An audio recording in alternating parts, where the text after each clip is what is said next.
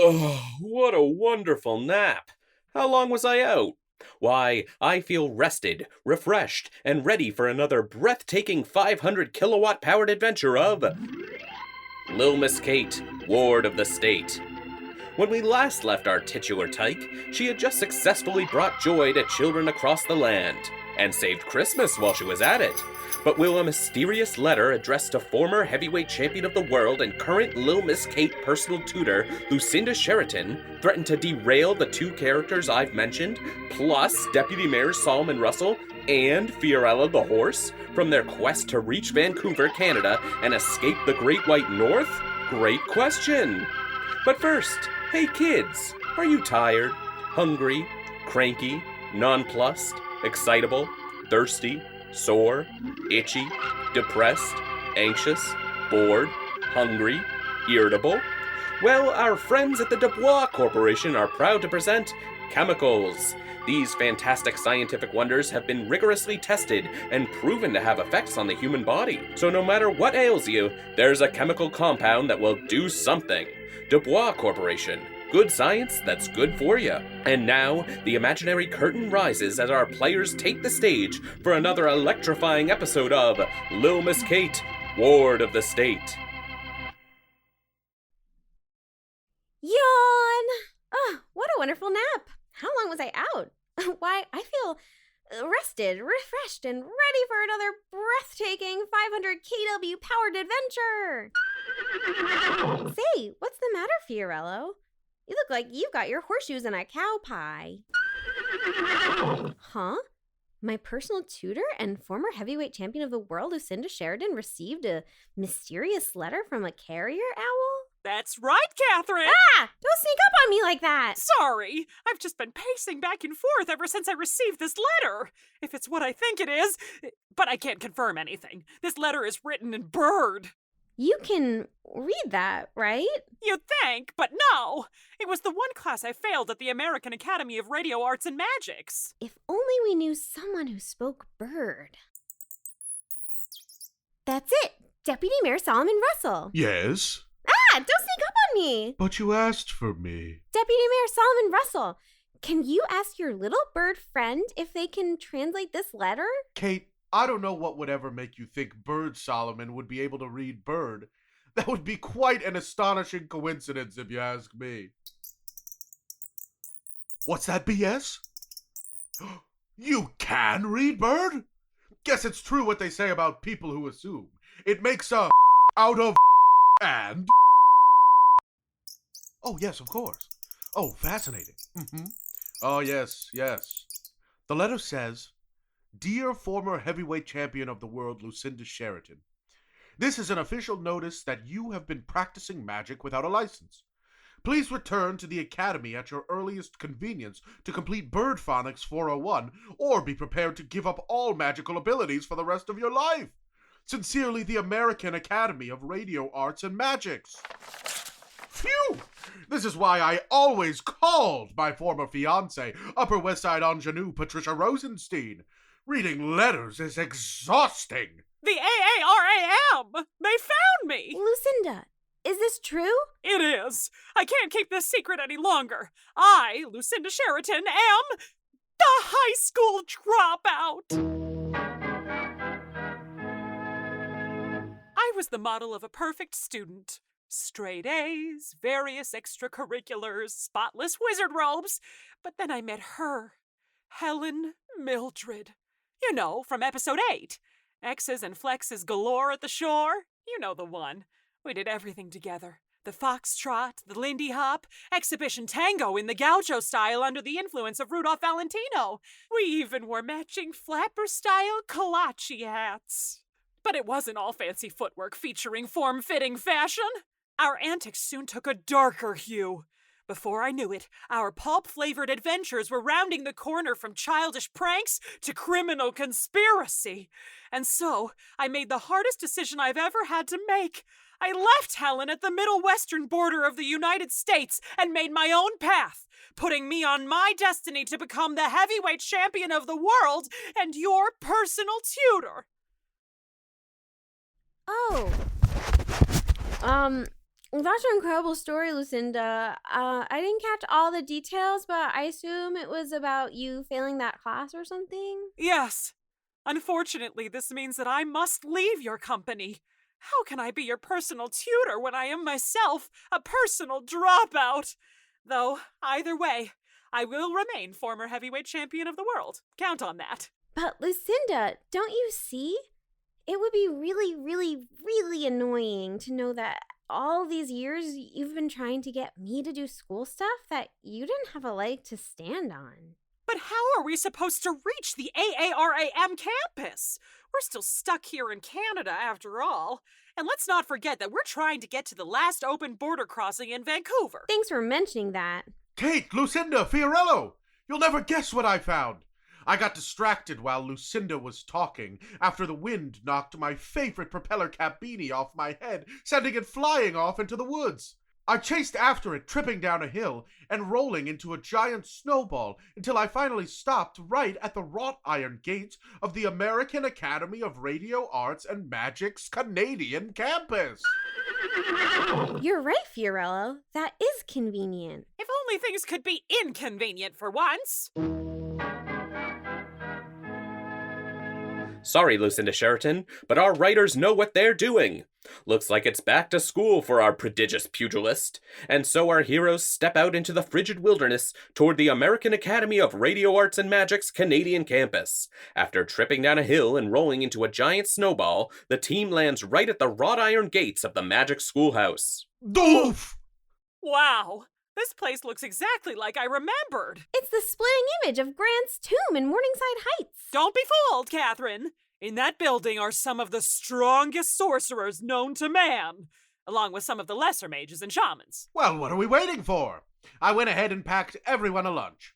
And Lucinda, I got you a shiny new book strap to tie around your textbooks. Let me see.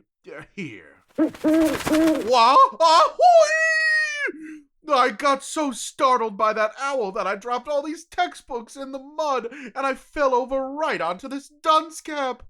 Oh, some things never change, eh? Solomon, that's the guardian of the school! Wow. What's he saying? I have no idea. He's speaking bird with an owl accent. I never knew how much being a magic person relied on understanding bird. It's more than you'd think. I've consulted with Bird Solomon, and he said the owl said that, and I quote, "Only Lucinda Sheraton may park their car in the yard." Did I get the accent right? That's right. Outsiders are forbidden from entering the academy. I have to do this myself. That's all right. It'll give me and Kate a chance to have some quality girly guardian time. We could build a treehouse. Lucinda, you have to get me in there, please. You have to.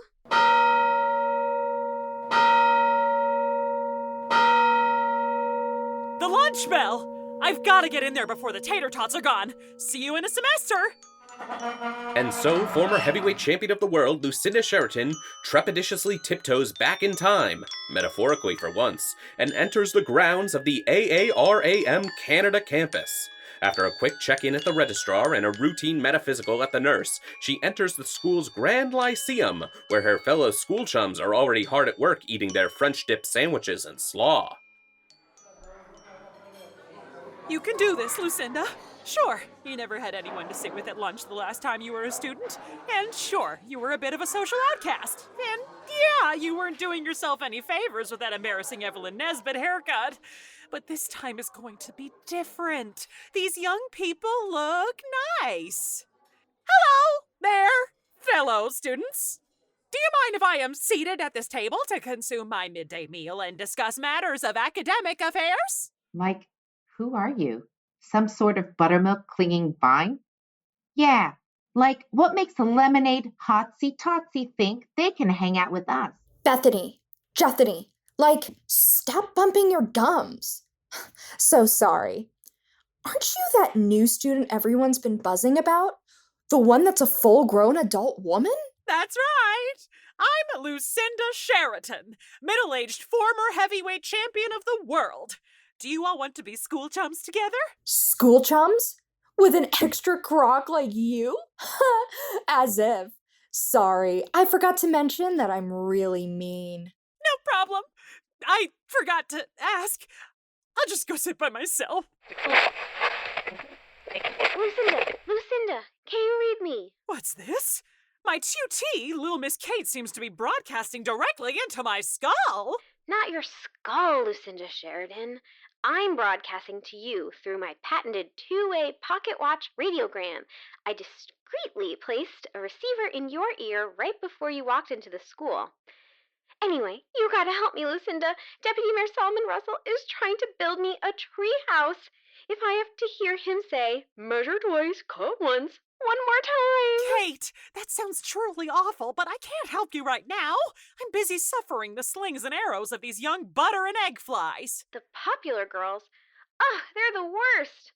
At least I assume so. I've never been to school or talked to anyone my age. They made me feel like I was back in school, but not back in school like I am right now, but back in school as a child. Let me help. I'm the most popular girl on the radio. Ipso facto, I can tell you exactly what to say to get in those girls' good graces.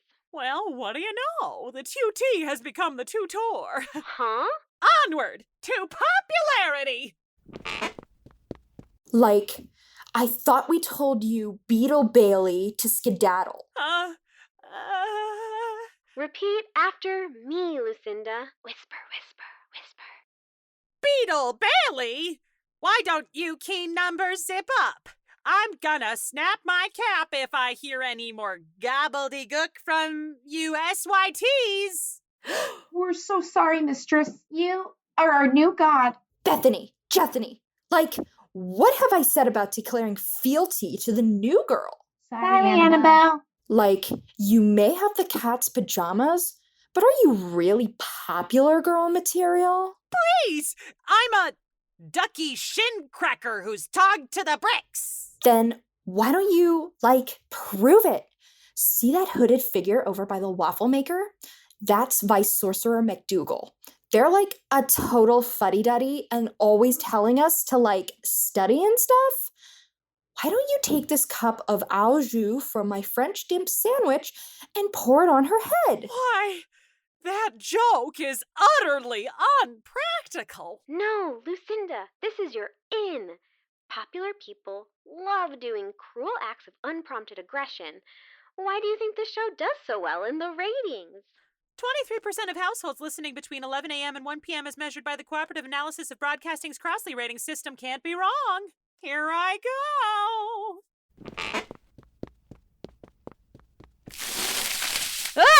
Why, I never! Who dares dump au jus on the robes of I, Vice Sorcerer McDougal, head disciplinarian of the American Academy of Radio Arts and Magic's Canadian campus, and the most powerful magic user in the provinces, minus Quebec and Prince Edward Island? Kate, what do I say? Check, please. Ah, it's you. Our new arrival from the Middle West. Let me remove my gravy-drenched robe so that I may hand down a demerit with my own eyes. The Vice Sorcerer! They're beautiful. That raven hair, those emerald eyes, that single mole on the left cheek. Why, I haven't felt this way about anyone since Helen. Lucinda Sheraton, if you would stop that infernal interior monologue, you might be able to hear your punishment. So sorry, Vice Sorcerer. And may I say, your witch hat looks particularly pointy today. Silence! I sentence you to a candlelit detention in my office, where we will privately discuss matters academic and personal. Just to be clear, is this a general detention or is it a capital D detention, if you know what I mean? Just want to know if I'm reading any signals right. My office, 1 hour. Vice Sorcerer away! Oh no!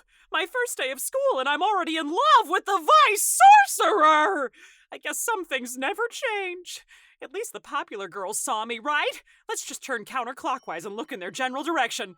They're gone! With nary a note saying if I'm click material.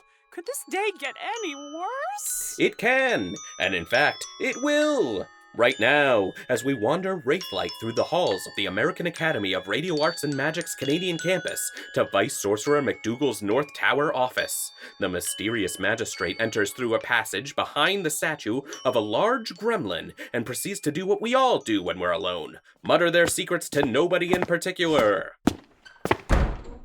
So, my nefarious plan begins to bear fruit. Former heavyweight champion of the world, Lucinda Sheraton, has taken the bait and arrived at this arcane academy, none the wiser that she has become ensnared in the ever-evolving, completely understandable schemes of Helen Mildred. Gentleman thief, warlock, number 6 on the League of Nations Gotta Get 'em list, and Lucinda Sheraton's former lover. Oh, Lucinda, how I hate you, and how I love you, and how I hate you, and how I love you, and how I hate you, and how I love you. Oh, it's a shame we must be enemies. But you had to go and become an agent of the law. That same law that prevents me from reaching my ultimate goal of being nefarious. But this time I've got you right where I want you. You can't traipse through the Great White North with the legendary MacGuffin file without a few little birdies catching wind. Not that you would know. After all, you flunked Bird at the academy, after I left you holding the bag during our big boys' dormitory underwear heist in 6th year. After disguising myself as Vice Sorcerer McDougal, I lured you here to finish your degree, but it will be me walking out of here with a piece of paper, the MacGuffin file, which I'll sell to the highest bidder. Now that's nefarious. There she is now. Let me just dramatically put my cloak on, disguising my identity. Enter. Vice Sorcerer McDougal! I apologize for being early. I can go back and pace outside your office for 10 minutes if you'd like. No problem at all. Lucinda, was it? Why don't you have a seat in the velvet love seat across from my desk? I'm sure we can find some way to entertain ourselves. Sure. I mean, I'd love to. Okay. So, Vice Sorcerer, I didn't mean to cause such an incident in the dining hall. I was just trying to impress the popular girls, and I didn't realize how beautiful you are. I mean, how you are an authority figure at the school. I'm an adult. Perhaps there is some way that you could make it up to me. I have to go to the bathroom, okay? Bye. Catherine, are you there? I need your help. Lucinda! Hey! It's me, Solomon! Solomon Russell, the Deputy Mayor of New York and Little Miss Kate's personal guardian! How the heck are ya? In the books? Why, I remember my school chum days at Yale Junior. Solomon, you dolt! Where's Catherine? I need her help to navigate a very specific social situation in which I need to say the exact right thing and don't want to embarrass myself. Well, it's a long story. Did she tell you about that treehouse we built together? It came out perfect. Unfortunately, the tree I picked out happened to be the guardian of the forest, and now we're fighting for our lives against nature itself. It's just like me and my dad. Can she take a break from defying the forces of nature to tell me what to say to Vice Sorcerer McDougal? I think I'm on a date. Let me see if I can get her. Honey, it's your personal tutor, Lucinda Sheraton. She says she needs help with her adult love life. Sorry, Lucinda. Kate is busy tapping into the Tiger Force at the end of all things in order to defeat Grandfather Pinecone. But I could give you a hand. Solomon, I appreciate it, but your love life is colder than the polar ice caps, and I don't see those melting anytime soon. Please. Would someone who doesn't know how to talk to women have recently had their engagement of many years called off after their partner revealed they never loved them? Yes. Oh, come on, Lucinda. A pretty please. A pretty please.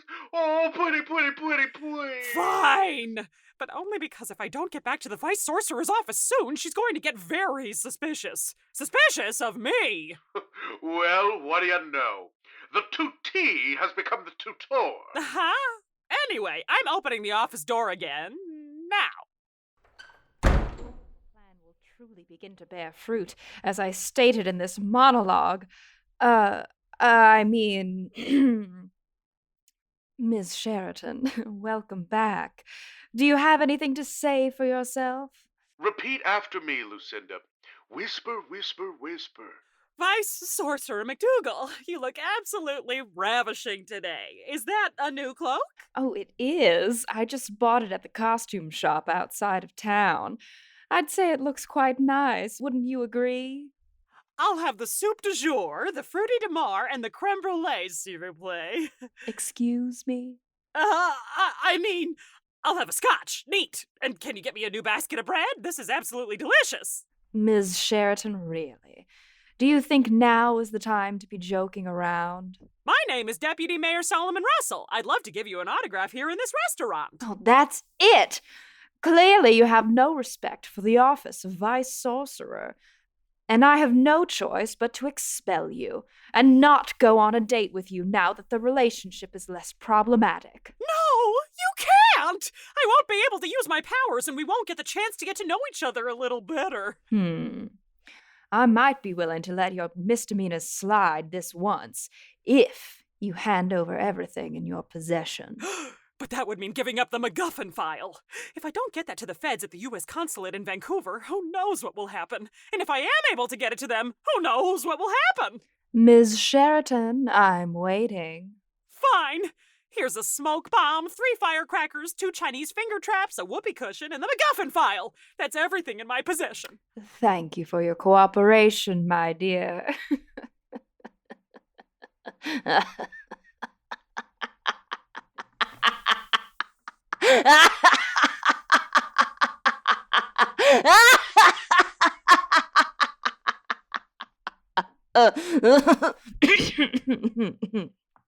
I mean, that will be all. Thanks a lot, Solomon! You were supposed to tell me how to sweet-talk the Vice Sorcerer, not repeat your dinner order! What do you mean? I just said exactly what I say to all my dates. The autograph always seals the deal, if you know what I mean. I guess there's nothing left to do but go back to my dorm and do my homework. Like, what's buzzin', cousin? Ah! Annabelle Montclair! And your airheaded hangers-on, Bethany and Jethany. It's your fault I'm in this situation in the first place! Oh, don't be such an anchor clanker. That prank was such a gas.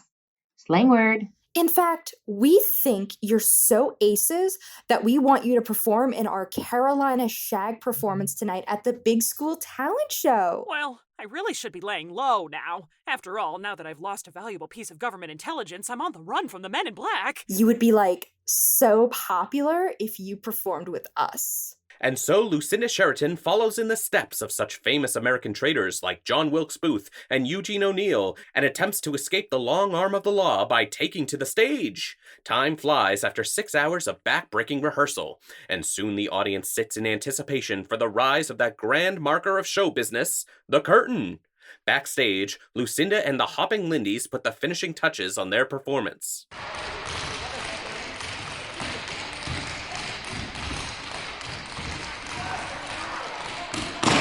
Lucinda, how many times do I have to, tell you? It's forward left, together right, back right, shift right, back left, shift right. Not forward left, together right, back right, shift right, back left, shift left. Why don't we take 5 to compose ourselves and come back for 5 more run-throughs before the show? Thank you, Five. Well, Lucinda, here you are. A failure at speaking bird, a failure at covert espionage, and now a failure at dancing. Maybe I should just take off before I just embarrass myself. Huh? There's already someone monologuing here in the alleyway behind the School Performing Arts Center / gymnasium. I thought I booked it for the night. Seems like I've been monologuing for hours about how everything's gone according to plan, because it has. I, Helen Mildred, have successfully stolen the MacGuffin file from my one true love, her none the wiser that I'm going to sell it on the black market. Who knows what those mysterious figures will do with the information? Information that could bring about the downfall of large institutions, or perhaps be the location to a large sum of money. Just as soon as I adjudicate the school talent show, of course. Otherwise, people might get suspicious and they might discover that I, Helen Mildred, disguised themselves as the Vice Sorcerer of this school in order to steal the MacGuffin file. Gasp! Could it be? Vice Sorcerer McDougal is actually my former love and current rival, Helen Mildred! This explains why I found myself so attracted to her and why it wasn't creepy. But as much as I'd like to grab a coffee and catch up, I can't let the MacGuffin file and its very interesting contents fall into her perfectly manicured hands. I have to stop her! The show is about to start. Looks like it's going to be a showstopper. What? Nothing! Attention, please! Take your seats for one of the most exciting climaxes ever written. Will Lucinda triumph over the forces of love? It all comes down to this. Come on, Deputy Mayor Solomon Russell. Didn't you hear the announcer? The show is about to start. There's nothing better after a long day's work than kicking back in your private box seats at the Performing Arts Center/Gymnasium. What work? I was the one who brokered the peace between Grandfather Pinecone and the House of Flesh Representatives. Sorry, Kate, I didn't hear you. I'm too busy trying to unwrap this little piece of hard candy.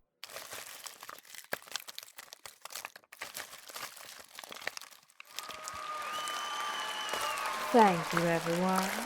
Please be seated. Webster's Dictionary defines a talent show as a show consisting of a series of individual performances, such as singing, by amateurs who may be selected for special recognition as performing talent.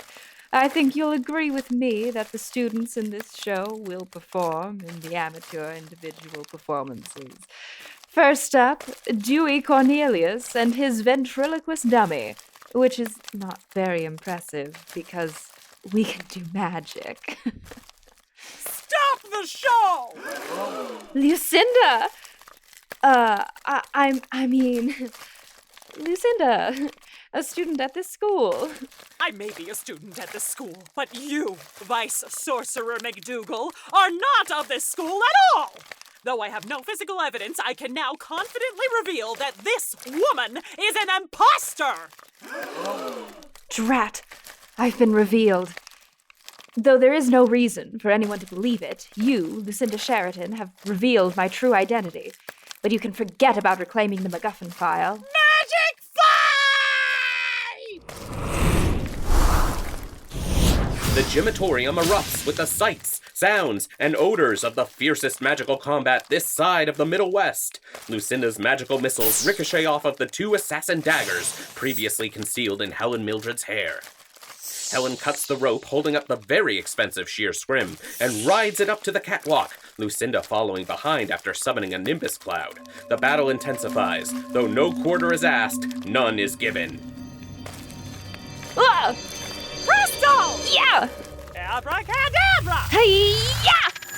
Forgetful Pegasus Suzanne! PK Fire! Fire sale! Ah! Helen, stop! We can work this out! Together! Never. I'll always love you, but I love being nefarious more. And this file is my one-way ticket to Easy Street. I know that's not true. I know you better than I know myself. And the Helen I know didn't care about being nefarious as long as we were together, except for at the end when you decided that wasn't true.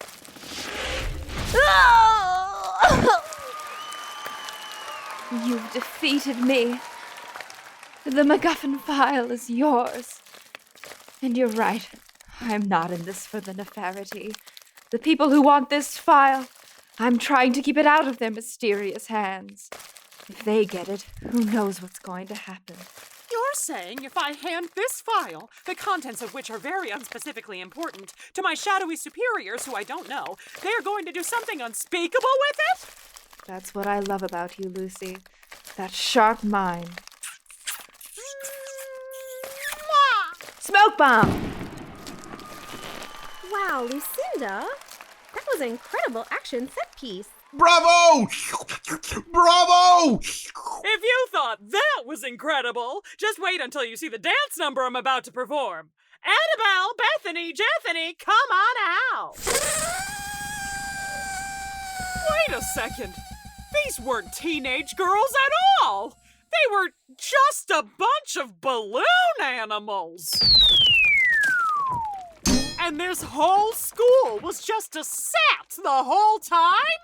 Then I guess this whole thing was just a trap by Helen to get the MacGuffin file. That's correct. Love you. Kisses. Lucinda, even though this entire detour was all a waste of time when we're under extreme pressure to get out of Canada and back home to New York, which is of course my stated goal, I'm glad you learned a little something about yourself or something. I couldn't really pay attention because someone was crinkling a piece of candy during the whole show. That butterscotch flavor can't be beat. Thank you both. Not just for actively ignoring the secrets of my past and present that I must keep hidden from those I love, but for believing in me. It doesn't matter if I can speak bird. It matters that we're together. So, Lucinda, now that you dropped out of school again, does that mean I don't have to go to class anymore? We'll see!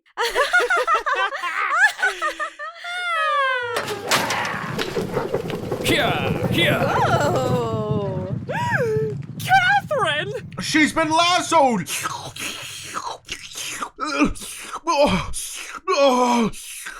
And they're taking her to parts unknown! Just when things seem to be getting back on track, Little Miss Kate has been Kate-napped by a cavalcade of Canadian cowboys. I'll tell you this, the only way to find out what happens next is to send a self-addressed stamped envelope to the future, when there's another fantastic episode of Little Miss Kate, Ward of the State. Coming up next, the Catholic Variety Hour with Pope Pius XII. But first, 3 hours of farm information.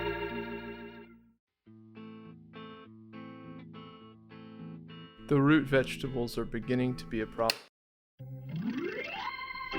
Little Miss Kate, Ward of the State, is written and created by Seth Finkelstein and Teddy Dinner, mixed and produced by Liam Sr. Featuring the vocal talents of Lizzy Furey, Josh Nasser, Anna Rock, Sarah Beck, Lex Waters, Jessica Lee, Seth Finkelstein, and Teddy Dinner. Our artwork is by Roxie V. You can find her work at @BigHugeFrog. Like what you hear? Leave us a tip at ko-fi.com/LilMissKate. Check us out on social media at LilMissKatePod, or just search Lil Miss Kate, Ward of the State on Twitter, Instagram, or TikTok. Don't forget to rate, review, and subscribe to the show on the podcatcher of your choice. Thanks so much for listening.